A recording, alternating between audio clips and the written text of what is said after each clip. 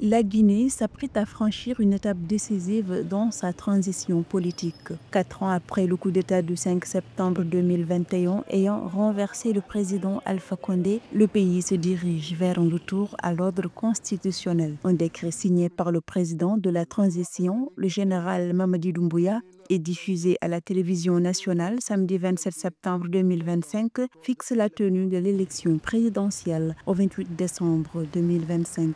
Par la même occasion, le code électoral a été promulgué et les autorités compétentes ont été sommées de garantir le bon déroulement du processus électoral dans les délais impartis. Après avis de l'Observatoire national autonome de supervision du référendum constitutionnel ONASUR, le Conseil des ministres entendu décrète, article 1er, la date du scrutin pour l'élection présidentielle est fixée au dimanche 28 décembre 2025 sur toute l'étendue du territoire national. Ce calendrier électoral s'inscrit dans la continuité de l'adoption de la nouvelle constitution validée définitivement par la Cour suprême le même jour, adoptée par référendum le 21 septembre avec 89,38% de oui. La nouvelle loi fondamentale, introduite en mandat présidentiel de 7 ans, renouvelable une fois, crée un Sénat, élève l'interdiction de candidature pour les membres de la transition. Elle remplace la charte de transition, marquant ainsi une rupture institutionnelle majeure dans l'histoire politique récente du pays. Taux de participation 86,42%.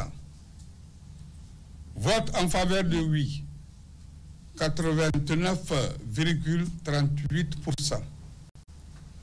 Vote en faveur de non 10,62%. Article 4. Ordonne que le présent arrêt soit notifié aux plus hautes autorités de l'État et publié sans délai.